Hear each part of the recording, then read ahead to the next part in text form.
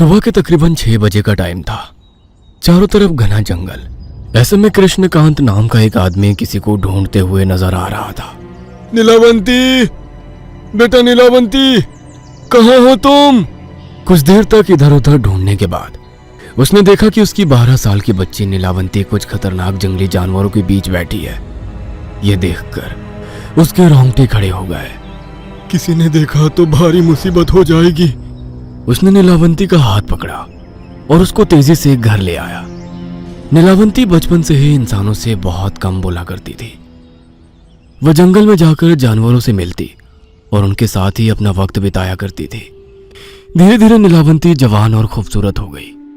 गांव में लोग उसको रोजाना जंगल जाते हुए देखते तो उसके बारे में तरह तरह की बातें करने लगते थे, लेकिन उसको इससे कोई फर्क नहीं पड़ता था। एक रात नीलावंती देर रात तक जंगल से वापस नहीं आई। कृष्णकांत को अब चिंता होने लगी। काफी देर बाद जब वो वापस लौटी तो उसके चेहरे पर एक मुस्कान थी और हाथ में एक किताब। कृष्णकांत उस पर भड़क उठा।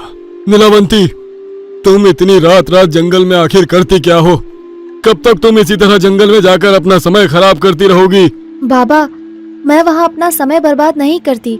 मुझे जानना था कि मैं बाकी लड़कियों से अलग क्यों हूँ, और आज मुझे पता भी चल गया।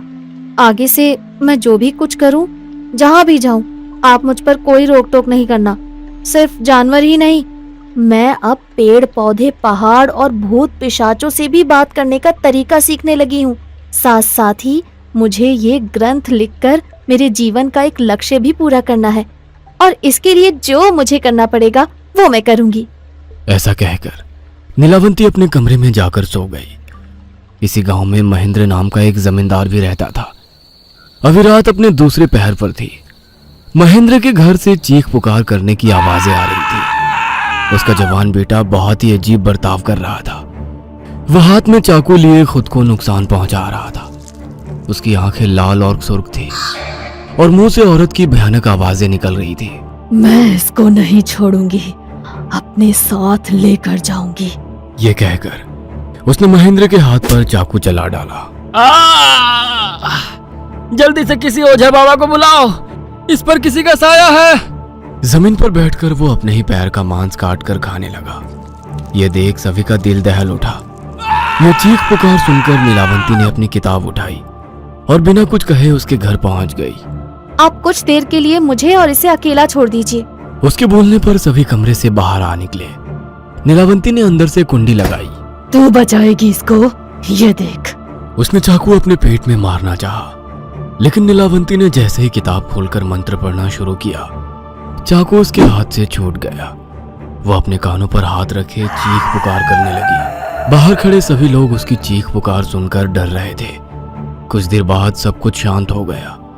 नीलावंती ने दरवाजा खोला तो वो जमीन पर बेहोश पड़ा था। थोड़ी देर में ये होश में आ जाएगा, डरने की कोई जरूरत नहीं है। इस घटना के बाद से नीलावंती गांव में और मशहूर हो गई। कुछ दिनों के बाद गांव में एक तांत्रिका आई। वो गांव के चौराहे पर बैठकर खूब मंत्रो जाप किया करती थी। थोड़ी बहुत लोगों की मदद भी किया करती थी। एक रात उसने गांव के सरपंच को अपने पास बुलाया। सरपंच वहां पहुंचा तो वो अपनी आंखें बंद किए ध्यान मग्न थी। इस गांव पर बहुत बड़ा खतरा मंडरा रहा है। धीरे धीरे वो इस गांव को खत्म कर देगी। ये आप किसकी बात कर रही हैं? कौन खत्म कर देगी? वही स्त्री जो रात के अंधेरे में रोजाना जंगल जाती है और वहाँ क्या करती है, ये आज तक किसी को पता नहीं चल पाया। वो तो नीलावंती बिटिया है, लेकिन वो इस गांव को कैसे खत्म कर देगी? वो तो हमेशा गांव के लोगों को मुसीबत से बचाती आई है। सब चाल है उसकी। पहले उसने सब पर अपना भरोसा बनाया है, अब धीरे धीरे अपनी शक्तियां बढ़ाने के लिए गांव के बच्चों की बलि देना शुरू करेगी। यह सुनकर किसी को उसकी बात पर भरोसा नहीं हुआ, लेकिन फिर भी उसने गांव वालों के दिल में शक पैदा करना जारी रखा। एक शाम कुछ बच्चे खेलते खेलते जंगल की तरफ चले गए। उन्होंने देखा कि कुछ ही दूरी पर नीलावंती जा रही थी। अरे वो देखो, नीलावंती दीदी, चलो सब उनके पास चलते हैं। नहीं नहीं, हम नहीं जाने वाले, रात बहुत हो गई है, तुझे जाना है तो जा। बाकी सभी बच्चे रिंकू को जंगल में छोड़कर चले गए। रिंकू उस रास्ते पर चल दिया जिस पर उसको नीलावंती गुजरती नजर आई थी। नीलावंती दीदी, आप कहाँ हो? उसने देर ना करते हुए रिंकू का हाथ पकड़ लिया और तेज धार नाखून उसकी आंखों में दे मारा। रिंकू की चीख जंगल में गूंज कर रह गई। जब गांव के सभी बच्चे अपने अपने घरों को लौट चुके थे तो रिंकू के पापा राजू ने बाकी बच्चों से पूछा, चाचा, हमने रिंकू को नीलावंती दीदी के पीछे जंगल में जाते देखा था। उसके बाद हम उसको वहीं छोड़कर घर आ गए थे। यह सुनकर राजू बेहद डर गया। उसने गांव के कुछ आदमियों को अपने साथ लिया और रिंकू की तलाश में निकल गया। जंगल में जब उसको रिंकू की लाश बेहद ही खराब हालत में मिली तो उसके ऊपर मानो दुखों का पहाड़ टूट पड़ा। रिंकू बिटवा, रिंकू बिटवा। कुछ देर बाद कृष्णकांत के घर के बाहर राजू कुछ आदमियों को लेकर पहुंच गया। कृष्णकांत, अरे वो कृष्णकांत, कहिए क्या बात है? मेरा बेटा अपने दोस्तों के साथ जंगल में खेलने के लिए गया था। वहां से वो तेरी बेटी नीलावंती के पीछे चला गया और अब हमें जंगल में उसकी लाश मिली है। ये सुनकर कृष्णकांत बेहद डर गया। इसी बीच नीलावंती भी वापस आ चुकी थी। उसने घर के बाहर लोगों को जमा देखा तो वो भी हैरान रह गई। बता, तूने मेरे बेटे रिंकू को क्यों मारा? आप ये क्या कह रहे हैं? वो तेरे पीछे जंगल में गया था। मुझे उसके बारे में नहीं पता। मैं तो जंगल में अकेली थी। तूने ही मेरे बेटे को खत्म किया है, चुड़ैल। काफी देर तक उनमें बहस होती रही, लेकिन नीलावंती के खिलाफ कोई पक्का सबूत नहीं था। इसलिए गांव के लोग राजू को वहां से अपने साथ ले गए। अब तांत्रिका ने गांव के लोगों को खूब भड़काना शुरू कर दिया और गांव वालों पर भी उसकी बातों का असर होते हुए दिखाई दे रहा था। नीलावंती ने अभी भी जंगल जाना और किताब लिखना नहीं छोड़ा। एक रात जब वो जंगल से वापस आई तो कृष्णकांत ने देखा कि उसके हाथ में हमेशा की तरह एक किताब है, लेकिन आज इसके दूसरे हाथ में भी कुछ था। उसने उस चीज को अलमारी में रखा तो उसकी चमक से घर जगमगा उठा। यह एक नीले रंग का हीरा था। अरे, इतना महंगा हीरा! अब तो हम लोग पूरे गांव में सबसे अमीर हो गए। ऐसा कहकर वो आंखों में चमक लिए हीरे को उठाने वाला था। नहीं बाबा, आप इसका इस्तेमाल नहीं कर सकते। ये सिद्ध किया हुआ हीरा है। ऐसे ही अभी 6 हीरे मुझे और सिद्ध करने हैं। उसके बाद मैं आपके लिए बेशुमार गुप्त धन का इंतजाम कर दूंगी और अपनी विधि भी पूरी कर लूंगी। तब तक आप इन हीरों पर किसी तरह की नजर नहीं रखना। कृष्णकांत को ये बात बहुत बुरी लग गई। अगली रात भी नीलावंती अपने साथ वैसा ही एक और हीरा लेकर घर आई और रोजाना करते करते अब 7 हीरे इकट्ठे हो चुके थे। सुबह जब नीलावंती सो रही थी तो एक आदमी कृष्णकांत से मिलने आया। कृष्णकांत जी, आपको तांत्रिका ने बुलाया है। वो कह रही है कि आपको एक बहुत ही जरूरी बात बतानी है। आप नीलावंती को पता लगे बिना दोपहर में तांत्रिका के पास चले आना। यह सुनकर कृष्णकांत के मन में हजारों सवाल उठने लगे थे। दोपहर में जब कृष्णकांत तांत्रिका के पास पहुंचे तो वहां गांव का सरपंच और कुछ आदमी भी मौजूद थे। जो मैं बता रही हूँ उसको ध्यान से सुन कृष्णकांत। तेरी बेटी एक चुड़ैल है। गांव से रोजाना गायब होते बच्चे इस बात का सबूत हैं। नहीं, मेरी बेटी डायन नहीं है। वो बस मेरे लिए गुप्त धन प्राप्त करने के लिए सिद्धि कर रही है। वो ऐसा कुछ नहीं करने वाली।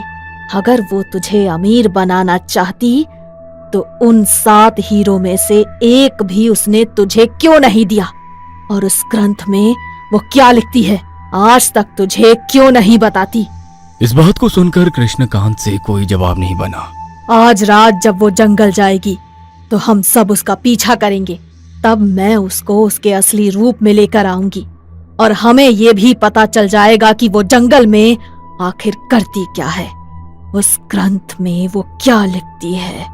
रात को नीलावंती ने वो 7 हीरे और किताब अपने हाथ में ली और जंगल को चली गई। अब उसके पीछे पीछे तांत्रिका, कृष्णकांत और गांव का सरपंच भी उसके पीछे हो लिया। नीलावंती ने 7 हीरों को एक गोल आकार में जमीन पर रखा और उसके अंदर बैठकर ग्रंथ खोलकर मंत्र पढ़ने लगी। बाकी सभी छिपकर ये सब देख रहे थे। मौसम थोड़ा बिगड़ने लगा था। हवाएं तेज तेज चलने लगी थी। तभी नीलावंती के ठीक सामने उस घोल घेरे के बीचों बीच जमीन चटकने लगी और एक सोने के जेवरों से भरी मटकी ऊपर निकल आई। अरे वाह, इतना सारा खजाना! यह देखकर छिपे हुए सभी लोग सामने आ गए। कृष्णकांत ने जैसे ही मटकी को छूना चाहा, उसको एक तेज झटका लगा और फिर तांत्रिका ने जैसे ही नीलावंती ग्रंथ को चुराना चाहा, उसको भी तेज झटका लगा। आह, ये देखकर नीलावंती को बहुत बुरा लगा। ये क्या बाबा, आपने मेरा पीछा किया और वो भी इन लोगों के साथ? बेटा, ये खजाना मुझे दे दे, बस मुझे। ये तो मैं आपको देने ही वाली थी बाबा। मैं अपने हाथों से तुम्हें इसको देती, तभी आप इसे इस्तेमाल कर सकते थे, लेकिन आपके लालच ने सारा खेल खराब कर दिया। नहीं, तू एक चुड़ैल है। अब तेरी असलियत सबके सामने आ रही है तो बहाने बना रही है। क्या कहा तूने? ऐसा कहते ही नीलावंती की आंखों से तेज रोशनी निकली और तांत्रिका को चोट आ गई। तू मेरे इस ग्रंथ को हासिल करना चाहती थी, इसीलिए तूने मेरे प्रति छाया बनाकर उसके जरिए गांव के बच्चों की जानें ली, जिससे कि सब मुझे चुड़ैल समझने लगे। यह सुनकर अब सभी हैरान रह गए और तांत्रिका को घूरने लगे। आप लोगों को बहुत उत्सुकता थी ना मेरे बारे में जानने की, तो आज मैं अपनी असलियत सबके सामने खुद बयां करने जा रही हूँ। मैं एक यक्षिणी हूँ। यक्षिणी यक्षलोक में पैदा होती है, लेकिन हजारों साल में एक ऐसी यक्षिणी होती है जो इंसानों की दुनिया में पैदा होती है। उसके अंदर जानवर, पेड़ पौधे और पहाड़ों तक से बातचीत करने की शक्तियाँ होती हैं। इस तरह वो जानवरों से और पेड़ पौधों से बातचीत करके हर मर्ज की दवा बनाना, हर तरह के जादू का काट करना, हर लोक के दरवाजों को खोलना और कई तरह की विधियां सीखकर उनको एक ग्रंथ के अंदर लिखती है। इसी बीच 7 दिव्य हीरो को हासिल कर जब ग्रंथ पूरा हो जाता है तो वो उस ग्रंथ को दुनिया की भलाई के लिए इसी दुनिया में छोड़कर उन 7 हीरो के जरिए यक्ष लोक का दरवाजा खोल अपने लोक वापस चली जाती है। ये सुनकर सभी उसको हैरानी से देखने लगे। आपकी वजह से मैं इस दुनिया में आई थी बाबा, इसीलिए सोने का कलश मैं आपके हवाले करके यहाँ से अपने लोक में वापस जाने वाली थी, लेकिन आप सबने मेरे साथ अच्छा नहीं किया। अब आप सबका लालच आपकी मौत की वजह बनेगा और ये ग्रंथ, इसका इस्तेमाल भी अब कोई नहीं कर पाएगा। मैं इस ग्रंथ को शापित करती हूँ। अगर कोई इंसान इस ग्रंथ को पढ़कर अधूरा छोड़ देगा तो वो पागल हो जाएगा, और अगर किसी ने लालच की भावना में आकर इसको पूरा पढ़ लिया तो उसकी मौत हो जाएगी। अगर कोई निस्वार्थ भाव से इसको पढ़ेगा तभी वो इसका फायदा उठा पाएगा। ऐसा कहकर उसने ग्रंथ जमीन पर फेंक दिया। गोल घेरे के बीच अब एक दरवाजा सा बन चुका था, लेकिन उसके अंदर जाने से पहले नीलावंती को एक और काम करना था। पिशाच देवाय प्रकटम, पिशाच देवाय प्रकटम, पिशाच देवाय प्रकटम। उसके इतना कहने पर एक बहुत ही भयानक पिशाच वहां पहुंचा। उसने एक एक करके कृष्णकांत, तांत्रिका और बाकी सभी लोगों को मार गिराया और उसके बाद वहां से गायब हो गया। ओम यक्ष देवाय नमः, ओम यक्ष देवाय नमः।